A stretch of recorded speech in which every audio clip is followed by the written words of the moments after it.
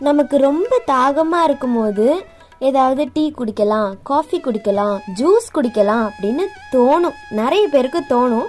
அப்படி தோணும் போது நாம் அந்த தப்பை செஞ்சிடவே கூடாது.